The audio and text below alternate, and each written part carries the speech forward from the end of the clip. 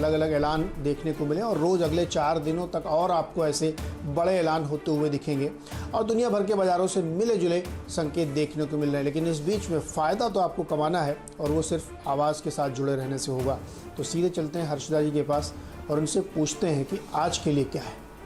Neeraj, good morning. आज के लिए तो कल के अनाउंसमेंट्स का सबसे पहले रिएक्शन आएगा। पावर कंपनियों की आप बात कर रहे हैं, रियल एस्टेट की बात कर रहे हैं, लेकिन जो liquidity push NBFCs housing finance कंपनियों के लिए वित्त मंत्री ने कल सामने रखा, तो ये एक सेक्टर ऑफ कोर्स फोकस में रहेगा और आज नंबर्स के लिहाज से भी एक इंटरेस्टिंग दिन साबित होता हुआ दिखाई देगा, क्योंकि कई वायदे बाजार की कंपनियों के नंबर्स भी आने वाले हैं।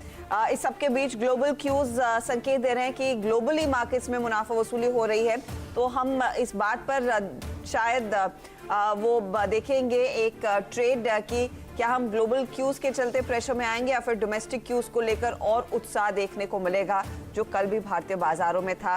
तो एक इंटरेस्टिंग सेशन देखा जाएगा और आज ऑफ कोर्स वीकली एक्सपायरी भी है, तो वॉलेटिलिटी भी देखने को मिलेगी। तो एक्शन भरपूर हेमंत, और मेरे ख्याल में आज इंडेक्स से ज्यादा फिर स्टॉक्स पर सबसे ज्यादा फोकस रहेगा। अलग अलग अनाउंसमेंट्स का, अलग अलग पैकेजेस का क्या इम्पैक्ट रहता है?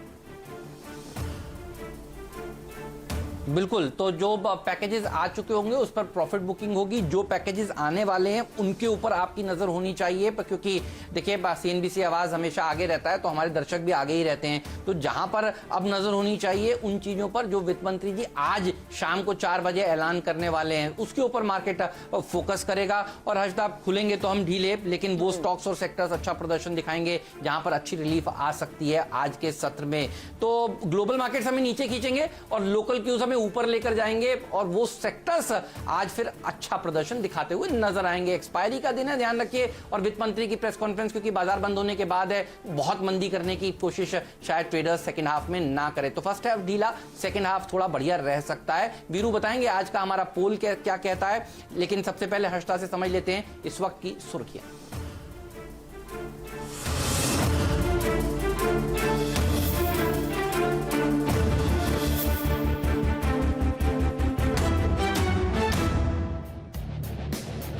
कोरोना के आर्थिक असर को लेकर फेड की चेतावनी से कल अमेरिकी बाजार फिसले।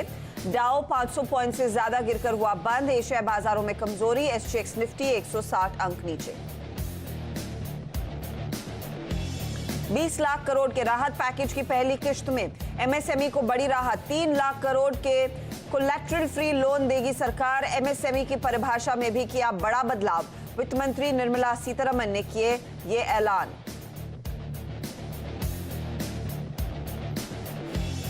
एनबीएफसी हाउसिंग फाइनेंस और माइक्रो फाइनेंस कंपनियों के लिए भी आई बड़ी राहत। अलग अलग तरीकों से 75,000 करोड़ की लिक्विडिटी मुहैया कराएगी सरकार।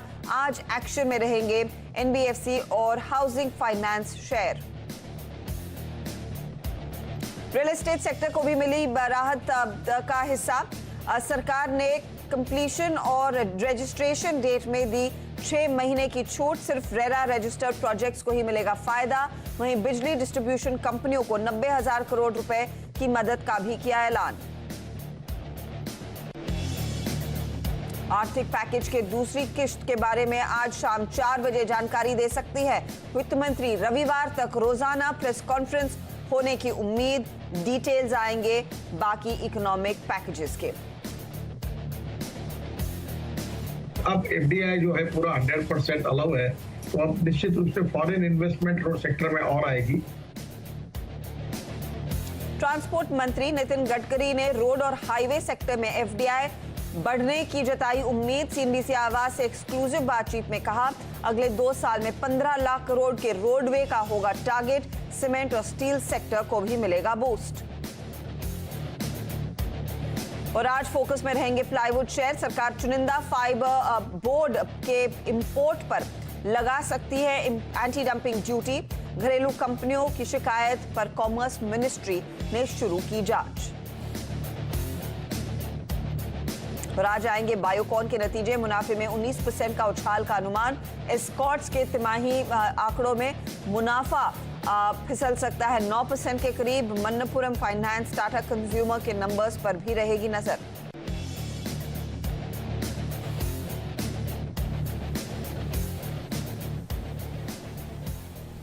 दमदार एक्सपर्ट्स हमारे साथ जुड़ेंगे आज हमने बाजार के सबसे जो पुराने एक्सपर्ट्स हैं, देखिए जो सबसे कहते हैं वेटेज रखने वाले एक्सपर्ट्स हैं, उनको सीएनबीसी आवाज पर निमंत्रण दिया है। वल्लभ भंसाली साहब 8:45 पर हमारे साथ जुड़ेंगे। नीलेश शाह साहब हमारे साथ जुड़ने वाले हैं आज, और कोटक एएमसी के सीआईओ हैं, वो आपको बताएंगे कि कैसे रीड करना चाहिए वित्त मंत्री जी के कल के ऐलानों को। तो देखिए ये दो मेहमान आपको आज सबसे ज्यादा मदद करेंगे, और उसके अलावा प्रकाश दीवान साहब हमारे साथ जुड़ चुके हैं।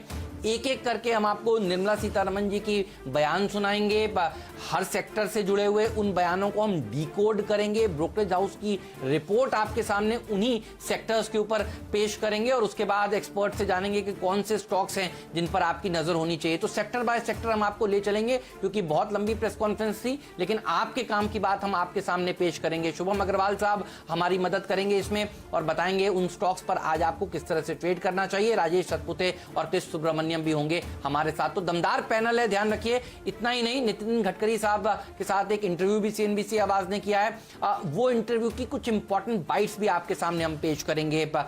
आर.के. सिंह साहब हैं पावर मिनिस्टर, और पावर सेक्टर को जो कल राहत दी गई है उसके क्या मायने हैं। जिस तरह से सरकार ने कहा है कि आप एक बहुत ही बढ़िया मदद पावर डिस्ट्रीब्यूशन कंपनीज को दी जा रही है, उसको किस तरह से वो देख रहे हैं, और इसका खामियाजा क्या आज एनटीपीसी पर और दूसरी पावर ग्रिड जैसी कंपनियों पर देखने को पड़ेगा। इस सब पर भी बात होगी इस शो में आगे। तो बहुत ही एक्शन पैक्ड शो है, आप बने रहिए देश के नंबर 1 बिजनेस चैनल सीएनबीसी आवाज के साथ। लेकिन सबसे पहले नीरज के पास चलते हैं और नीरज से समझ लेते हैं कि ग्लोबल संकेत कैसे नजर आ रहे हैं, अमेरिका में मायूसी के पीछे कारण क्या है। नीरज बताइए। हेमंत, ग्लोबल वर्सेस लोकल की लड़ाई चल रही है। तो ग्लोबल में हो ये रहा है कि अमेरिका में थोड़ा कन्फ्यूज़न हो गया है। ट्रम्प साहब पूरी इकॉनमी को खुलवाना चाहते हैं, और फेड के चेयरमैन और फॉसी साहब उसको रुकवाना चाहते हैं। आपको याद होगा 2 दिन पहले फॉसी ने कहा था, जो उनके इन हेल्थ सेक्टर के हेड है, कि अगर आपने बहुत जल्दी रीओपन किया तो बहुत ज़्यादा इसके नुकसान हो सकते हैं। फेड ने भी ये कहा कि बहुत डैमेज हो रहा है, बहुत नुकसान हो रहा है, और ज़्यादा हमें प्रयास करने पड़ेंगे, और इसकी वजह से काफ़ी पैसा लगेगा, और बहुत सारा डैमेज इररिपेयरेबल है, यानी बहुत नुकसान जो हुआ है उसकी भरपाई नहीं होगी। लेकिन ट्रम्प साहब का ये मानना है कि रीओपन करना इकॉनमी को सबसे ज़्यादा इस समय ज़रूरी है। तो इसकी वजह से वहाँ थोड़ा कन्फ्यूज़न रहा और प्रॉफिट बुकिंग हुई। 2 और घटनाएं हुई। एक, जो चीन के साथ तनाव बढ़ रहा है, देखिए ये एक बहुत सीरियस मामला है। पूरी दुनिया में अब चीन के खिलाफ एक माहौल बन रहा है कि चीन ने जो पूरी स्थिति पैदा की है उसकी वजह से कई लोग नाराज़ हैं, और ट्रम्प साहब तो ये भी कह रहे हैं कि ऐसी 100 डील कुर्बान कर दूंगा मैं भारत अमेरिका के हित को देखते हुए।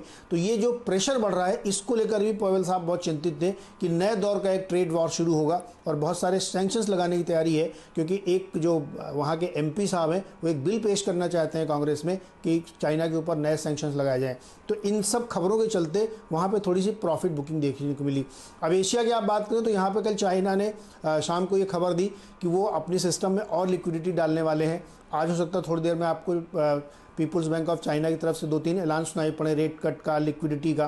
तो ये एक मूवमेंट यहाँ से बनता हुआ दिख रहा है। तो ग्लोबल मार्केट इस समय आप ये कह सकते हैं मोटे तौर पे डायरेक्शनलेस है, और बयानों पे जो भी कुछ नई चीज़ निकल के आती है उस पर वहाँ पे रिएक्शन देखने को मिलता है, और जहाँ पे प्रॉफिट बन रहा है वहाँ पे प्रॉफिट बुकिंग होता है। अच्छी खबर एक ये है कि सनोफी एक दवा लेके आने वाले हैं बहुत जल्द, जो कोरोना के इलाज में कारगर होगी।